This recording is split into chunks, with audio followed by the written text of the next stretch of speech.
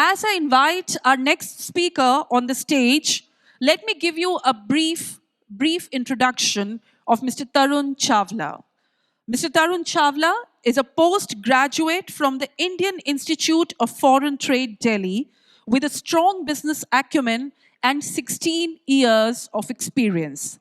Excellent communication, negotiation, analytical and interpersonal skills to close deals, to nurture, sustain client and supplier base for a long term have been the hallmarks of Mr. Tarun Chawla's strengths. He is a well traveled, keen planner, strategist, and implementer with demonstrated abilities in managing sales and supply chain operations. Ladies and gentlemen, please put your hands up for Mr. Tarun Chawla as he takes up the podium for the first address of the day on Global Sesame Crop Review and Outlook. So good morning, everyone, and thank you. I would like to first congratulate the organizing team. It's a very well organized forum to put all the industry participants under one roof. A commendable job, and we hope to see a positive impact on the entire industry with the efforts you have put in, and so that the entire industry can benefit out of these forums and so much efforts put by you. So we'll start with the global overview of Sesame market, where we stand today, and from here, what do we expect? A disclaimer, whatever being presented here is our views and should be taken into consideration basis your own judgment. The contents of the presentation, we'll take you through the global trade, which is happening in the major origins. Southern Hemisphere, where we are just transitioned from Tanzania and Mozambique season. We'll be moving to the Northern Hemisphere. How does it look? How does the demand look for China, which Mr. Hakan just mentioned, how China has become important for Sesame world, because it is today the most important price maker in the global Sesame trade. So we look at the price trend and we look at our forward outlook of the market. So as we look at the global trade, we believe that the major origins trade somewhere close to 1.5 million tons. If you look at the change of last year compared to this year, you'll see a significant dip in Sudan and a change in India's exports probably. India had a short crop, and that led to India's imports of more than 100,000 tons. As we speak, it continues, and Sudan being one of the most important exporter to India, almost 50% of India's imports were dependent on Sudan, followed by Nigeria, and some bit coming from the other West African countries. Somalia also is an important exporter to India, contributing up to close to 15 to 20,000 tons. We have seen Tanzania and Mozambique crops recover this season. Mozambique, we'll talk about the southern hemisphere when we go there. So in the current season, Sudan exports, we have reduced largely owing to the political instability and the challenges which the country faces today. So when we look at the southern hemisphere crops, Tanzania and Mozambique, Tanzania, as we all know, the way the sesame is traded has changed. Last 2 years, we have seen Tanzania auction, the way the government auctions the sesame. Mostly it started from the southern part of Tanzania, now it has gone to other regions as well. We believe that close to more than 70,000 tons was traded through the auction scheme, largely through Lindi, Songea, Masasi, and Tunduru and Namatumbo. Most of the Tanzania auction prices remained high during the season. It started with above $1,600, and on an average basis, it was still a $1,500 commodity when in the auction. Mozambique supply surprised us. We must say, when the hurricanes came, a lot of industry participants, including ourselves, believed that there was a significant damage to the crop. Uh, there was nobody to assess the damage. It was impossible to reach out to the central Beira region. We ourselves faced a significant damage to our unit. So it was practically not possible to assess the damage. But the crop surprised us as the weather stabilized and as the trade increased. Mozambique season progressed very well. And we also have seen how the Zimbabwe and Malawi crops have contributed to the Mozambique's exports. So we believe that Mozambique exports can be highest in this year, and this is something which is a changing trend for Mozambique, which used to be a niche 40 to 60,000 tons crop. As we progress towards the Northern Hemisphere, what I have pointed out in the current slide is the change. We cannot comment on the absolute numbers here, but let's take it one by one. China, most of the people believe that the crop has progressed well, and with the competing returns lower, Sesame area increased, and we can have an additional supply of 40,000 tons compared to last year. India, I think all our industry participants are here, so I will not talk much about India because it can change. As we speak, things can change. But obviously, from the last season's benchmark, we definitely can have a 100,000 tons plus supply. Well, it can be more or less. That a lot depends on weather. Sudan, Ethiopia, we all believe that if the crop progresses well, there can be an excess supply. Burkina and Nigeria, we don't foresee any big change, but we believe it can be a significantly good crop.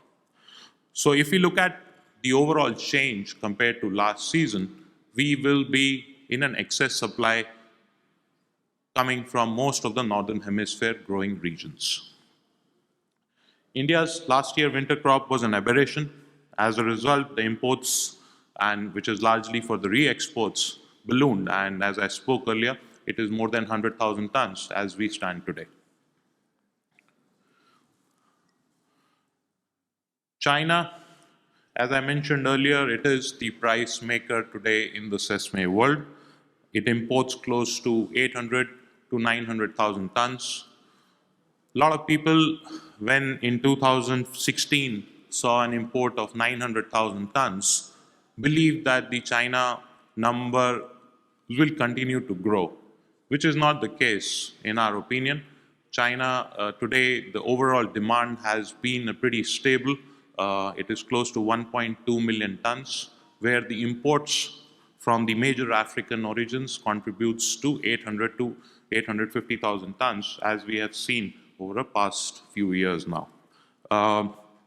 We believe that the current season, China will be able to import close to 800,000 tons, given the changes in the local supply and the availability. We believe we have already reached 470,000 tons. We can do another few thousand tons from largely the arrivals will be from Tanzania and Mozambique.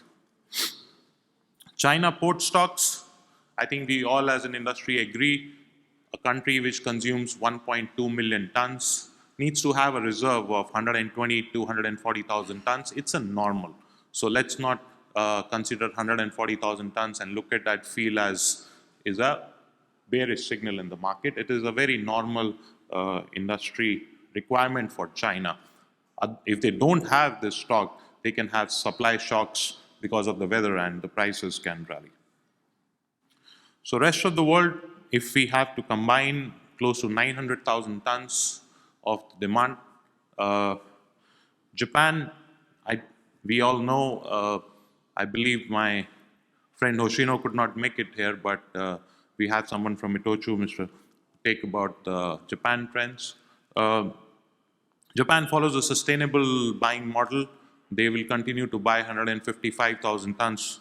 And but the good part of Japan right now, as we discussed with them, is that they are looking into exports of sesame oil, and we can see some growth in their volumes going forward. So Turkey, yes, it imports close to 140 to 150,000 tons. It has largely importing from Nigeria, more than 70,000 tons land in the country because of preference, price, combined with all reasons, and followed by Sudan and other origins. Middle East region largely imports from Sudan, India, and Ethiopia. Europe is largely a processed importer. India exporting more than 70 to 80,000 tons, and followed by now Africa, which is also participating in the hulled export segment. Korea, it is a state administered restricted commodity where it imports close to 80,000 tons through two schemes. India today, we have talked about, it is the shortfall which was covered through Somalia and Sudan and Nigeria. So the total demand of processed and natural sesame seeds for the rest of the world remains close to 900,000 tons, which is where it is a very stable demand. We have seen over prices of when sesame was $2,000 and also $900, this demand has been relatively stable. If you look at the price volatility, sesame is a very volatile product. What we believe is the 4 C's which contribute to the maximum volatility of the crop. Sesame, China, climate, crop estimates, and currency. These are the 4 C's which impact maximum to the volatility of the crop. And these prices we have seen in the range as high as $2,000 and as low as $800.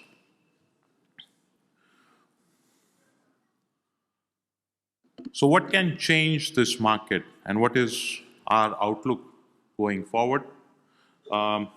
Any weather anomaly from here can, especially in India and as we speak in China, can take these prices higher. Sudan is still a very uncertain environment, looks to be getting stable, but last year carry forwards, a new crop which can be significantly higher. We don't know which way it will play. It can cut both ways, in my opinion. Bearish, yes, the entire northern hemisphere planting has increased, the farmers have benefited, and we believe that it can be a plentiful supply. As we look at these bearish and bullish factors, we believe that in the short term, the bearish factors can outweigh the bullish factors. And from the current traded prices, some of it has already been factored in because it is not something which the industry does not understand. They very well understand, and it has already been factored in the prices. So yes, there can be some further room of correction from the current price levels, but any change in the demand pattern because of the weather anomaly, and especially when the Indian industry participants will cover their narrative, we can see that it is a big risk still as we move towards the crop being finally harvested and getting traded. So before I close, yes, we are in a range bound to a bearish market, but things can change, and they always do. Thank you for your patience and listening.